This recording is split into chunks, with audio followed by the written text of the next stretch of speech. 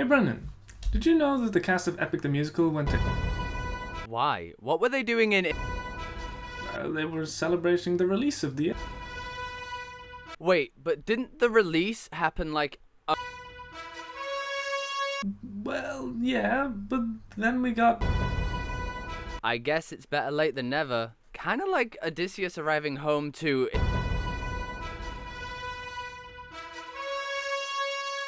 The cast of Epic the Musical went to Ithaca. And then I said, next to my wife. Well, all except for Steven Rodriguez. And I hope that the cast of Epic is having a great time in Ithaca right now. Especially Odysseus.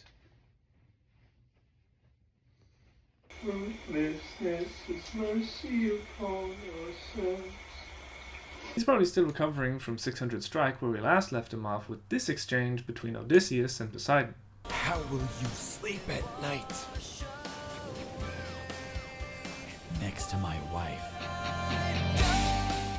And speaking of his wife, our first song of our final saga begins with the sweet violas playing the melody of Penelope.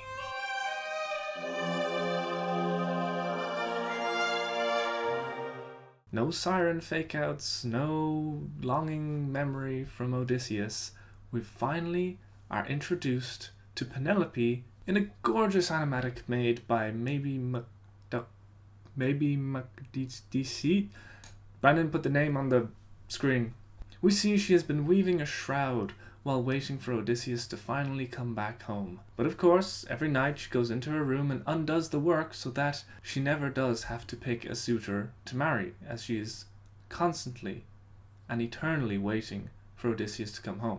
She has done this for the past 20 years, remaining loyal to Odysseus, and as the sweet vocals of Anna Lee build towards a cadence which I thought was going to lead to the waiting motif, but not quite yet. You gotta tease the audience, now that they know the rules of how all the music works inside the musical. She continues mentioning how she saw the storm off the coast and how it was beyond the norm, and also that perhaps it was a sign from the gods? What kind of sign? Who knows? But it seems that whether or not it's a good or a bad one, the end is drawing near. As Penelope heads out into the Hall of Suitors to arrange the titular challenge, we hear a repurposed refrain from a song that was cut from the musical Man of the House. So the challenge: whoever can string her husband's old bow and shoot through 12 axes clearly shall be the new king, sit down on the throne and rule with her as her queen. Nope. And rule with her as his queen. There's some people that believe that Penelope is sat behind the 12 axes, so when the arrow was to shoot through, it would hit her, therefore Telemachus would be the ruler after, on the off chance that they would complete this challenge. There is no source to this at all. It's just a fan theory that popped up on TikTok and misinformation that's been kind of spread around a bit. It also happened in an animatic by Zimna Natzel, which is really cool, but also it's done symbolically. It's not the case. Penelope was not sat behind the axes. Everyone stopped crying.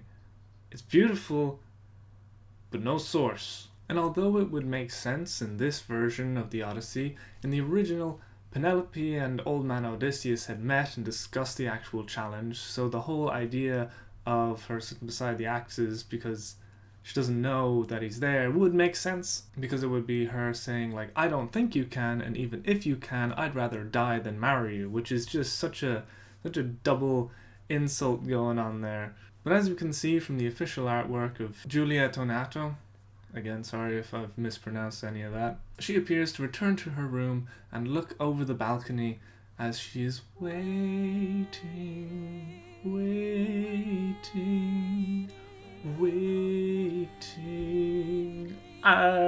So as you can imagine, while Odysseus has been out fighting wars, all the suitors have been doing is just being sat here in the palace waiting. Sorry, I just love that motif way too much. Anyways, long story short, hard times create hard men, hard men create soft times create soft men create hard times.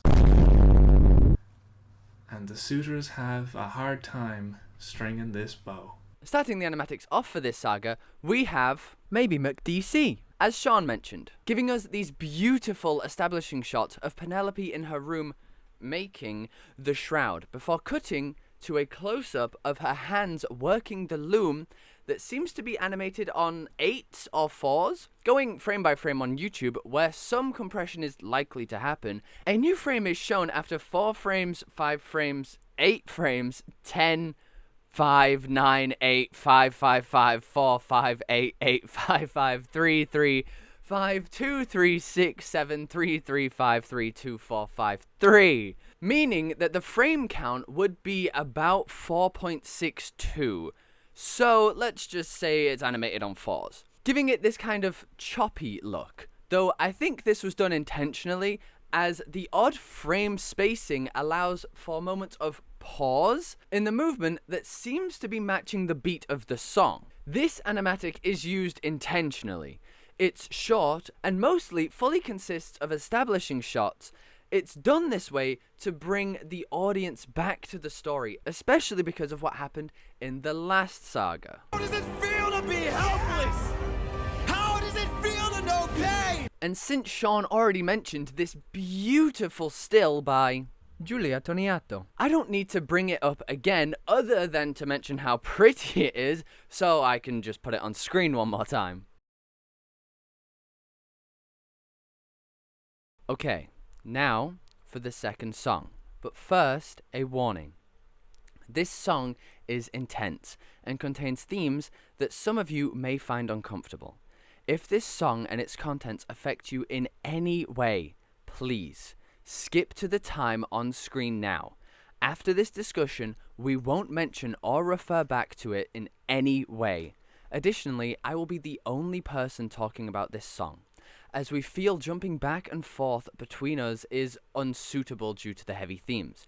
And finally, when taking a deeper dive into the song, I will not be playing any of the animated footage on screen, and I will not be using audio clips longer than 3 or 4 seconds.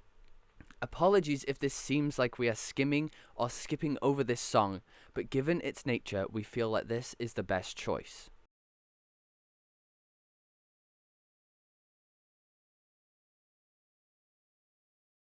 The suitors sing as they attempt to complete the challenge, the gentle melody of that song still remaining, but from the moment we hear Antinous voiced by Aaron Alexander, we say screw this competition. The song, the whole mood of the musical gets a whole lot darker. From the instrumentation to the vocals of Antinous and the suitors, as Sean mentioned in the previous video, the reason why we hate antagonists like Umbridge more than Voldemort, the reason why we hate Antinous more than Poseidon, is because of just how vile of a human he is. The chorus of Hold Them Down takes several meanings throughout the song, and each is more harrowing than the last. At first, Antinous complains that they are being held down and oppressed, being played for fools, while Telemachus grows older and stronger to eventually take the place of the king, and there would be no need for the suitors. So, in the second chorus, they plan to hold him down, to ambush Telemachus on the beaches, to cut him to pieces and toss them into the sea so that there would be no one left to protect Penelope. So, in the third chorus, the music fades as Antinous sings about holding her down. And I don't need to say much more, only that at this point when listening to the song, I was praying that somebody would just kill this disgusting creature already. And thankfully, my prayers were answered. As Antinous sings the final chorus, we hear Odysseus' voice grow louder, joining him in the Hold Them Downs. There are 6 different animatics for this song, and the level of detail I go into will vary depending on the contents of each one. The first animatic is made by Tamatuta, and starts with a match cut of different suitors trying to string Odysseus' bow, which proves to be very difficult, explained very wonderfully in this YouTube short by Bluminek. Because Odysseus' bow was described as palintonos, or bent backwards. Because techniques that work fine for other types of bow will simply flip it around. So brute force doesn't really get you anywhere. Because if you don't know bows like this, There's a non-zero chance that at least somebody tried to put the string on backwards. We then pan right over to Antinous' feet as we slowly rise up his body, panning to a medium close-up of the slimy fucker's face. The next animatic is made by Annie Flammer and is very stylized. I won't be breaking this animatic down as thoroughly as the first one due to its contents. Starting out with a hand emerging from the darkness, grabbing towards the camera, we see that the suitors are painted in this blood red, and Telemachus is painted as a pale blue. Cutting between a semi-silhouette of Telemachus and Antinous, clearly showing the power dynamic of this moment with Antinous framed as overpowering. When mentioning the plan to cut Telemachus into pieces, we get this full-body bird's-eye view shot, showing that very plan. This is done in a way that also depicts Telemachus looking like a doll, again subconsciously driving home the fact that he is powerless in this scenario. As bags are thrown over the cliff into the water, we pan with one bag as it hits the water, panning further past it, showing Penelope silhouetted in a lit doorway. Lastly, we get a medium shot of Antinous holding a bag before pushing into a close-up of his grin. The third animatic is made by Murchie and has a slow zoom out from a close-up to a medium close-up depicting Antinous unblinking and staring into the camera as he hyperventilates thinking about his plan. Additionally, there is line art that flashes behind him of Penelope. Going into the fourth animatic by Tododoki, we are shown revelrous scenes of the suitors. Antinous is stood on a table yelling out his plan to them and riling them up. We jump from panning movements to zoom-ins, showing the excitement and movement as it's stirring, like boiling water about to overflow. This then perfectly cuts to the next animatic by Wolfie the Witch. This animatic continues with the sporadic camera movements as we get panning close-ups of Antinous and even an extreme close-up of him spilling his drink. We see the suitors climbing the tables towards Antinous, and in a point-of-view shot, we watch from the eyes of the suitors as Antinous looks down, grinning. And to end this last animatic off, we get this hero shot around while zooming in to Antinous, ending on the medium close-up as an arrow flies in from the right of the screen, piercing his throat. We are now done with this song, so if you have skipped ahead to this point, know that we are not going to mention song 37 from this point on.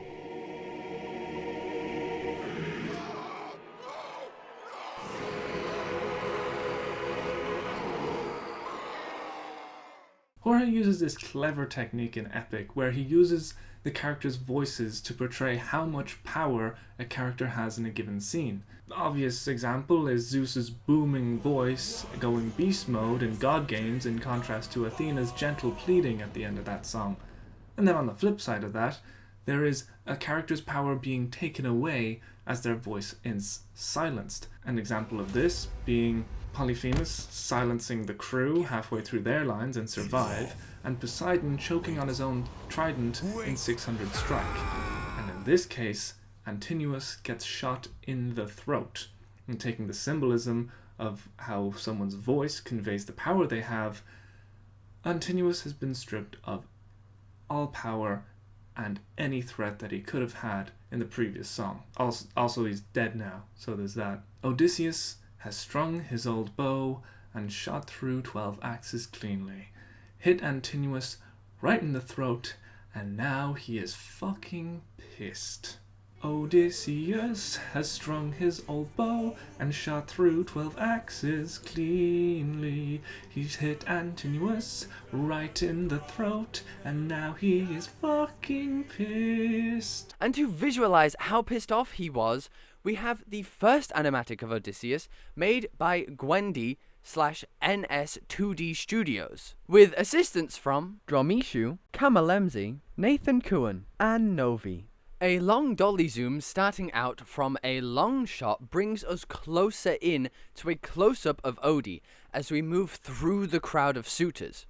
We take a pause for a brief beat as Odysseus glares into the camera, exclaiming that he has had enough. And to match the movement of the camera at the start of this shot, Odie pulls away, fading into the shadows, leaving just his eyes glowing, depicting him like a wolf in the night, eyes staring at his prey. And as we pull back to better frame the shot, we see the words on screen, "Final Boss, Odysseus," which of course is very video gamey, but it makes me think of the difference in wording that is used in Dark Souls versus Bloodborne. In Dark Souls, after slaying a boss, you receive the message, "Victory achieved," showing that you have overcome. Whereas in Bloodborne, you are given the message of "prey slaughtered," which I think for Odie works very well. In other sagas, he would have achieved victory. However, here, in this saga, he's hunting.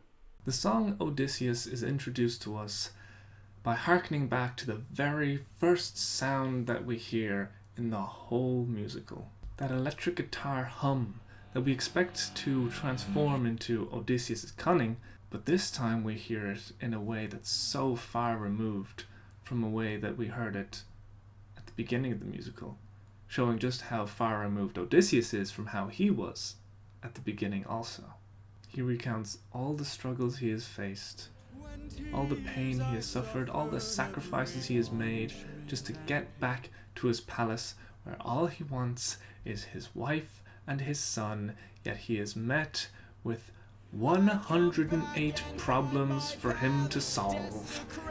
Every single suitor is going to die. Red-eyed Odysseus takes a deep breath before delivering such a guttural line. "I have had enough." And then we get the electric guitar of Odysseus' cunning, where he is about to slaughter these suitors as the insignificant thieves that they are.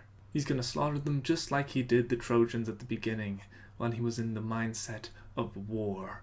Except now, as we previously discussed, these suitors have done nothing but sit here in the palace for the past 20 years. They are not fit to fight against Odysseus. Accompanied by the choral vocals that we heard in No Longer You, Odysseus is the man that shall leave the trail of bodies after he's done. In previous songs there have been boss fights where we follow Odysseus' mindset as he tries to outmaneuver and outsmart his foe, such a scene as in Done For and Charybdis, where he has this mindset, this plan that he's going to carry out throughout the whole fight. But this time, it is the suitors that we are following, and Odysseus is the final boss. And then to continue this animatic, we come to 4 suitors in close-ups, panning right after each one's line. We pull back slightly on the last one, creating a sense of anticipation for the viewer, which is quickly rewarded as we hear the arrow fly and hit its target, whipping to a medium shot of the 3 others reacting to the body falling to the ground, which is perfectly composed to pull the viewer's eye central to frame, as we see another suitor step back and be taken out before another runs off to the right of screen. We cut to a medium shot of the suitor running towards camera before a swipe, a glimpse of Odysseus is seen taking him out. Cutting back to the last suitor as they turn towards the camera, indicating a sense of fear and trepidation. He is stopped like a deer in headlights as we see Odysseus' red eyes appear behind him. Throughout the whole song, we're following from suitor to suitor, hearing their thoughts and fears and their plans. And the "where is he" from Man of the House now takes on a whole new meaning, as they're no longer looking for who the suitor that's going to marry Penelope, but they are looking for the man of the house, as Odysseus portrays excellent use of stealth as he sneaks into the end of the verse before cutting down the suitors that he joined in with. Absolutely incredible way to show how outmatched the suitors are. The next part of this animatic is a very long animated sequence with lots of scenes, so I'll be doing this one in sections. The first part of this section has an almost handheld style wanna, which none of that makes sense because it's animation, but it's designed to mimic that style, since it's commonly used to bring an audience's attention closer to the action and makes them feel uneasy. In the wanna, we follow the flow of motion. So, whenever a character looks one way, we move with that, and they look another, we move again. I also think animating this way, especially at eye level, makes the viewer feel as though they are in the scene, like we are getting a point of view shot from one of the suitors. We then get this low angle looking up at a row of suitors, slowly panning in before we pan to the right, revealing another row. But in the composition they are placed, it subconsciously leaves us expecting something to happen at the end of the frame, since the lines of action are forcing us to view the center. And once again, we get a wonderful payoff as Odie appears out of the shadows, and we literally cut to all the suitors' throats being slit. We then cut to one suitor to follow as death happens around him in the dark. He's running away from the camera, falling smaller and smaller into the background before we see arrows hit, and we get a horror-like medium shot of him being dragged away, further adding to the idea of the fear that the suitors are feeling by literally having them being dragged into death and darkness. And the last shot of this long sequence of animation is this hero shot continually panning around one of the suitors as he begs into the darkness, spinning around and around, not knowing where to plead his words, getting shot in the back and falling to the ground, showing the audience that he never had a chance for mercy, his begging visibly in the wrong direction. I'm going to take a moment here to commend the vocal talent, because even in the final moments of the musical, it does not fail. Dennis Diaz as Eurymachus sings out into the darkness and pleads with whoever is there, as Brandon previously discussed. But what's interesting, and just shows how ruthless Odysseus is being in this song, Eurymachus mentions that now that their leader is dead, Odysseus should greet them with open arms instead. What? Open arms? You mean like Polites, the bringer of sad memories that would play on the heartstrings of Odysseus? Yeah, no. Coming into our next, much shorter sequence of this animatic, we get a close-up of Amphonemus, whoever the fuck that is, talking shit before getting impaled from behind. We get this awesome extreme close-up of a Jägerschock, which is just a double-headed spear, before closely panning around and out behind a warrior, a lone wolf, our one and only Telemachus, the warrior of the mind, enters to the sound of his own song, Legendary. And is that the sound of Athena's quick thought that I hear? Amphinemus, voiced by Tristan Caldwell, who in the original Odyssey tries to dissuade the suitors from killing Telemachus, is unfortunately killed at the hands of the Prince of Ithaca, using his sweet new weapon that seems very suited to fighting off groups of attackers. And speaking of which, here they come now. Melanthius, voiced by Jamie Wiltshire, disregards Telemachus' offer to allow them to surrender, and instead belts out a rallying cry to the suitors to arm themselves, and as man of the house and hold them down intensifies, just like in the original song, gets cut short by Odysseus once more. We then come to an animatic not made by the A-team of this song. This wanna is made by L Crafts. And again, this wanna follows the flow of action. Just to explain, I will play a few clips over the screen so you can see what I mean. I think it's much easier this way instead of trying to explain everything that is going on here. Just know that it is so fucking cool. Additionally, the reason I called it a wanna in quotes is because technically it's not, since it has cuts. However, the cuts are designed to blend into one another to give the illusion of a wanna, which I think is a very cool way to save time and effort on a wanna while still making it look this amazing. As we see Melanthius get impaled once again, through the back. I wonder if it's an overarching theme or feeling of this song. Anyways, as we pull closer to Melanthius, we see the outline and eyes of Odysseus appear behind him before his body drops and Odie steps forward, loosing an arrow at the camera. We then get these constant cuts back and forth from the horrific silhouette of Odysseus stalking and hunting, looking sometimes monstrous, and medium shots / long shots of the suitors getting hit by all of his arrows. Odysseus as a song is so intriguing because even in previous songs, he has never been this savage. From Just a Man, Remember Them, Monster, Different Beast, 600 Strike, he has always been in the upper register when singing. Even in the toughest of times, he's conflicted in his actions, caged by his emotions, trying to be an aspiring leader, pleading with the enemy to try and find a peaceful outcome. There is no sense of open arms in this Odysseus. All we hear is just pure wrath. Hore Reverans, you, good sir, are a different beast now.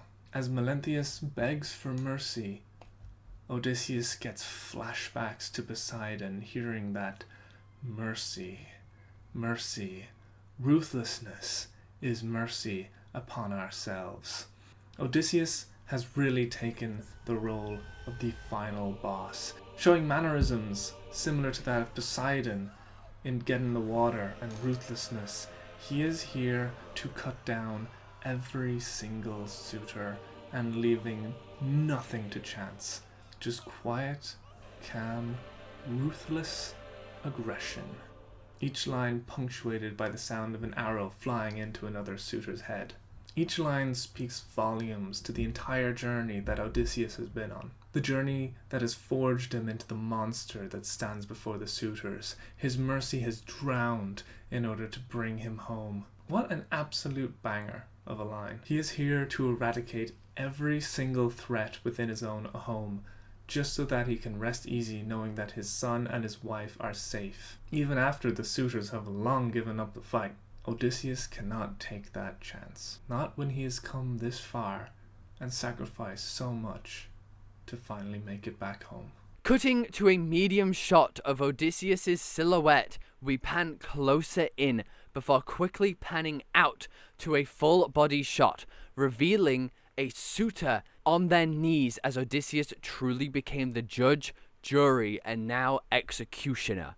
We get these stills of the suitors running and cowering in fear, now knowing truly they are all going to die, horrifically, like animals. Ending the song off with Odysseus standing amongst the aftermath of his revenge and a chorus chanting his name like at the end of No Longer You. Perhaps Odysseus is no longer himself.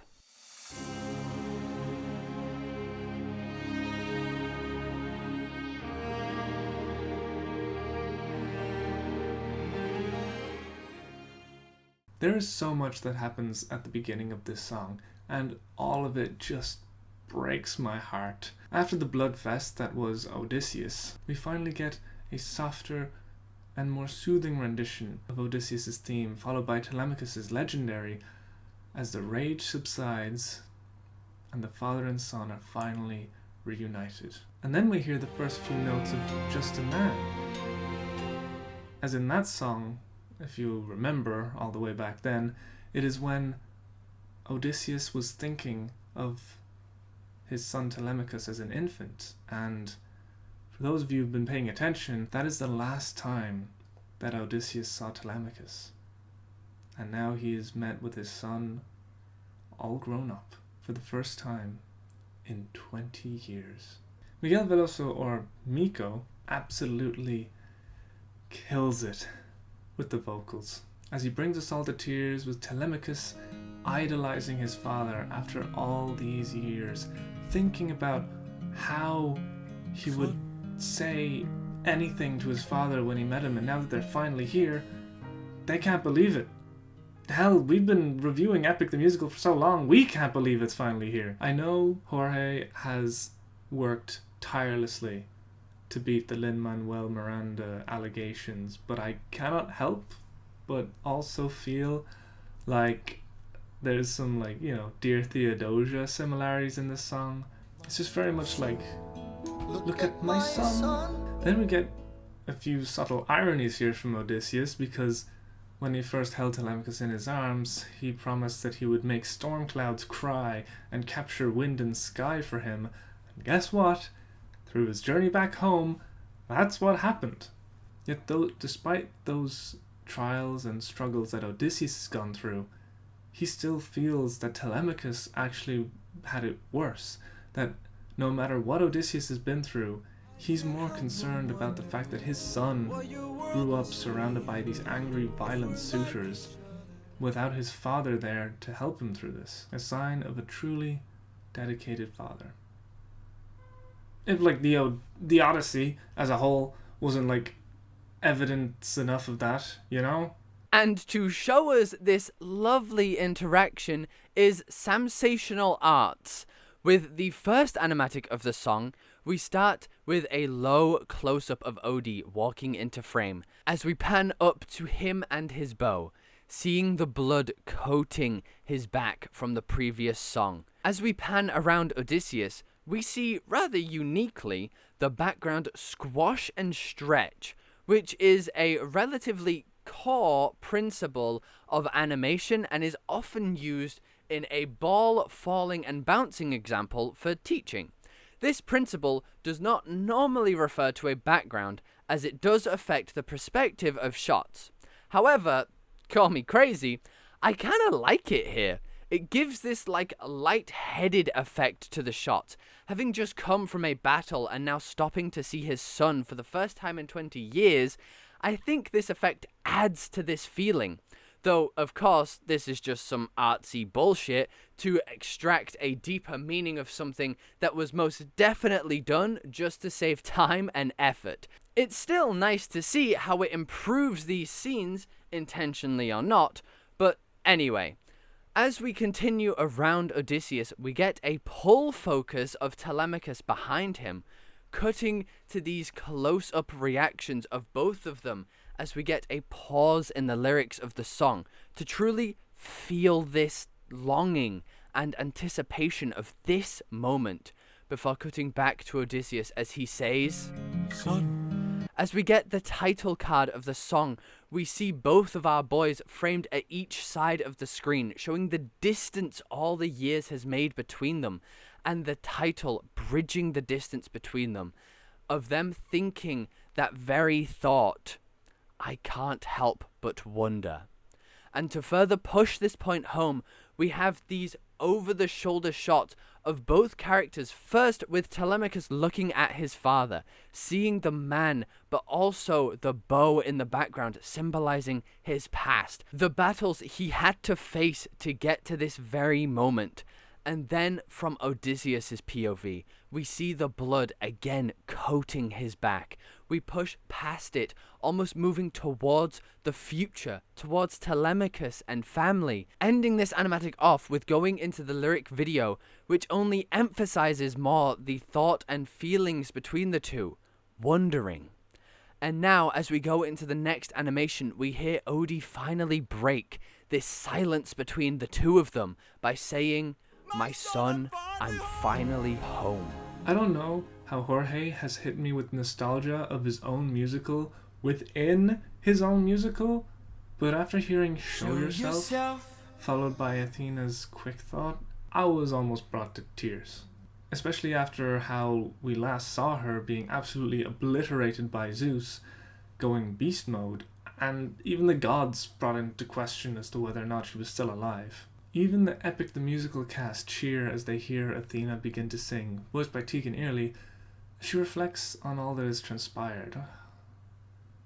That perhaps maybe a world free from war, free from bloodshed, would have been better, and that perhaps she was wrong to try and create this warrior of the mind when perhaps a warrior of the heart is what the world needs. Wow, that sounds like a quote from Steven Universe. Anyways, Odysseus, and by proxy I think Jorge, does what all great artists wish to do with the art that they have. Send a message out to the audience. That whatever world Athena is describing is a long, long way from where he is, ancient Greece, and perhaps it'll exist in the distant future, the present. It is a way of Jorge, I believe, in his own musical saying that Athena, in her immortality as a god, shall live one day to see a world that lives in peace, where people love each other and are kind, and have no need for war. But it all starts with the people who listen.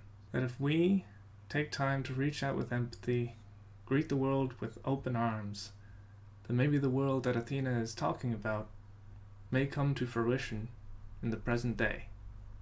And that's just such a beautiful message for Jorge to send out towards the end of this musical. Now, going back a bit, we have the animation by Anoja Velasco. This animation shows us the moment Odysseus and Telemachus finally embrace, holding each other close for the first time in so long. We have a close-up of Odie as he announces his return, before we get a background shift from a realistic room in the palace to a dreamlike bright environment, showing that this is so much more than a hug. It's an embrace. It's a moment both have thought about for years. This moment to these two is a dream come true. We get these slow motion reaction close-ups of both of them coming to realize that this is real. After everything, they are able to hold each other, to be at home, at peace. The final shot of this animation ties perfectly into what I was saying in the last song, how the physical distance of the shot shows the emotional distance of the characters, but now that it's all out on the table, they are close, no longer on each side of the screen, but they have bridged that gap, shown clearly by the empty spaces they previously occupied. And the last animatic of this song is made by Louisa Xavier Marze, showing us just before Odysseus gets to finally see Penelope, there is one more person that he needs to make amends with. We have this hero shot of Odie as the background transitions into this extra planar area where we have seen Athena before.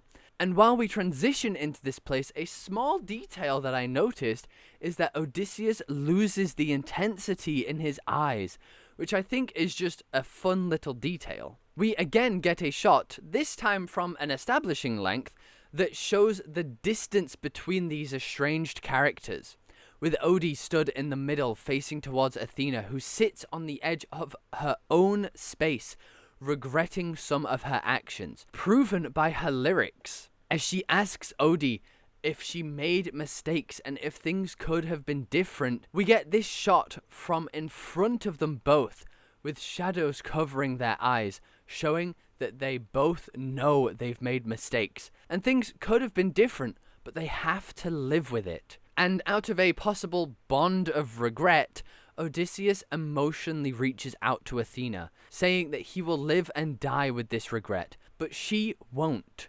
So she will have to work to make the best of it. So while Athena, as a god, may live forever to see that world come to be, Odysseus must deal with his here and now.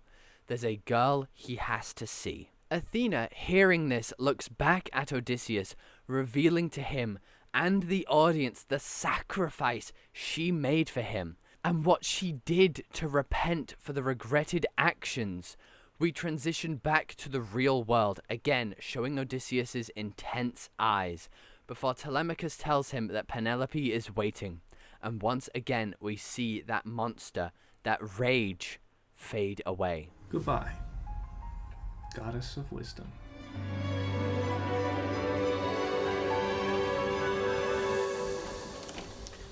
This is it, the final song of the musical. And if it's not the sweetest, most heartwarming song in the whole universe, then we riot. As the final song begins, the cast, the crew, the audience, the characters, the story, all have the same feeling. This is it. This is really it. After what's felt like 20 years, Odysseus stands at the door that shall lead to Penelope. Those familiar strings that we've heard all too often throughout this musical play as he walks through that door. Starting this animatic off for our final song is Samantha Art. With this beautifully done piece, we begin with a close-up of Odysseus' side profile outside Penelope's door as he's taking a deep breath. The camera pans and tracks his head movement as he leans forward.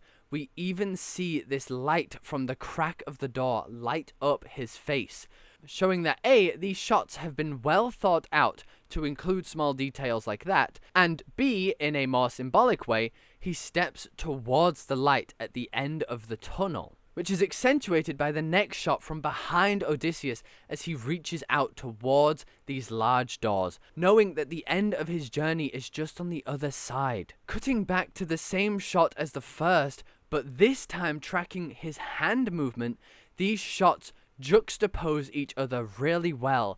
The close-ups bringing the audience in, letting us feel what he is, placing us in the moment with Odysseus, and the other shots bringing us back out, letting us experience the end of this journey separately. And to end the animatic off, the audience and Odysseus become one as we get a POV shot from Odysseus' eyes, seeing Penelope for the first time. As Penelope had heard all the fighting going on outside her door, she sees this man stand before her. Is it you? She can barely believe that it's him. She had dreamt of this moment, but only held the memory of when she last saw Odysseus. So now that she can see that his face looks paler, his frame looks lighter, his smile all torn, it's that lack of recognition that allows Penelope to know that this is real. This is really Odysseus come back home. Odysseus doesn't believe he is the same man that left Penelope all that time ago, especially after all the atrocities that he had committed. But in this song, it's all about starting over. Odysseus asks, will she fall in love with him all over again, even after all he's done? We even get an imperfect ending to the waiting motif, showing that Odysseus doesn't believe that he is who Penelope was waiting for to come home. Penelope asks Odysseus, what is it that he did? To which we are treated with a nostalgic journey back through the sagas, where we hear snippets of ruthlessness, Thunderbringer, and we even hear piano play Not Sorry for Loving You, showing that he has killed, traded, and sacrificed so many people just to get back to this point, to see his wife and child. And to visualize this, we have Drawing Angie, making this fantastic piece. We get this wide shot of Odysseus and Penelope, mimicking the frames of Odie and Telemachus from the last song, again showing this distance between the characters. As we zoom into this crazy hero shot, kind of. Honestly, truly, I have no idea what to call this shot. If this was a production set, this shot would have a whole new name and would take like 3 days to plan, prep, and execute. But it's this huge panning, rotating shot around Odysseus and Penelope. All the while, we get moments from each saga, each song, as the background, taking us through the whole journey again. And while this continues, we get shots from close-up and over the shoulder of Odysseus pleading himself to Penelope, as we end the animatic off with a close-up facing straight to the camera, almost a POV from Penelope, of Odysseus singing his last pleads, as we pan outwards, revealing more of him, making him smaller in frame. It again shows us this distance as Penelope, whose eyes we are seeing through, walks backwards, away from him, though, of course, as we're about to find out, not for the reason he thinks. Once again, at the end of the chorus, the waiting motif is incomplete. Penelope interrupts Odysseus and asks for him to take the wedding bed from the room, carry it above his shoulders, and take it far away from here. I'm sorry, what? Excuse me? This is supposed to be sweet, this is supposed to be romantic, this is supposed to be the greatest thing ever. Penelope, why? But as Odysseus explains the origins of the wedding bed, how it was cut into the tree where they first met, the only way to move it is to take it up by its roots, Penelope reveals that it was a test, or a challenge, so to speak, to prove to Odysseus, to himself, that he is still the husband, the same man that she fell in love with all that time ago. This is her way of saying that no matter what he's done, where he's been, or how long he's been gone for, she will fall in love with him over and over again. And to finish off the animatics, we get this gorgeous creation by Gigi. Mirroring the last animatic but reversed, we get a close-up of Penelope talking into the camera before going to an over-the-shoulder shot showing Odysseus at the other side of the room. And to break up the mirroring, we cut closer to Odysseus as he reacts to Penelope accepting him and telling him she still and always will love him. We get close-ups and extreme close-ups of both of them as we get monochromatic flashes of everything Penelope has had to go through, waiting, alone, hoping, wondering if he will ever come back. And as the music builds, we get more of these flashes as we see Penelope move closer to Odysseus. And to mirror, once again, we get a close-up of Penelope as she screams about how she's been waiting, just as Odysseus did in the last animation. And finally, we get this close-up with all the emotions smashing through. We get them embracing each other. And to really push home that mirroring of the last animatic, we get another hero shot spinning around both of them, this time panning to the left with them in the center. No longer all the horrors Odysseus has been through in the background, just light, love, warmth. Finally, he's home, and he can just let it all go, and they can hold each other. Man, this moment gets to me. We finally get a climactic ending to our waiting motif. And oh boy, what an ending it is. Followed by the answer, wordlessly, to the true meaning of Odysseus' epic journey. Odysseus is just a man, trying to get home, willing to trade the world to see his son and wife. It's not perfect, makes human mistakes, where gods and audience members alike are able to point him out for all the wrong choices that he had made throughout his journey. Let's not forget how sleep deprived he was, coming out of Keep Your Friends Close and then having to suffer with ruthlessness. He definitely hasn't slept properly in a decade, if not two. I mean, going straight from a war to this, all of this. Let's see you make every single choice perfectly under those circumstances, you know? But was it all worth it? Well, it doesn't matter. Because Odysseus is finally home. Safely. With his wife and son. And as our two lovebirds share one final moment together, we are finally given a definitive, concrete answer to a question that has been driving me mad throughout the entire review of this musical. How long has it been? 20 years. Welp, at the end. Yep. In all seriousness, thank you all for coming on this journey with us. It's been so amazing to go through Epic the Musical, saga by saga, learning as we went and growing as a channel and individuals. Our first video was titled Epic the Musical, the greatest musical that doesn't exist. Because it only seemed to exist between the cracks of TikTok. But now it has grown to a whole new level. With the YouTube live streams, animatics, and far larger channels than ours, like Thomas Sanders and Shifrillis Productions doing reviews of the whole musical. I also believe that as of making this video, Jorge has reached 1 million subscribers on his YouTube channel. It says, presented to Jorge Rivera Herranz for passing 1 million subscribers.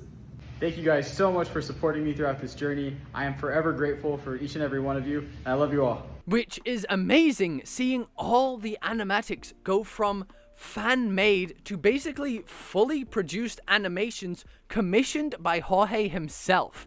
Even as far as us ourselves reaching out to animators, interacting with them and asking permissions to use their works, as well as commissioning Annie Flammer themselves to make a dumb, stupid little animation of us, which might just be the best thing I have ever seen. Truly, going on this adventure through each saga, experiencing all the emotions that come with them, has been a blessing. And it has been made 1,000 times better because of all of you. But as Odysseus reaches the end of his journey, so too do we. We can't wait to move on to do more things with this channel, but as for Epic the Musical, this is the end. We'll obviously go on to take different forms and such, either on stage, animated, movies, who knows? Sky's the limit with this thing, honestly. All I know is that I, and definitely all of you, will fall in love with it over and over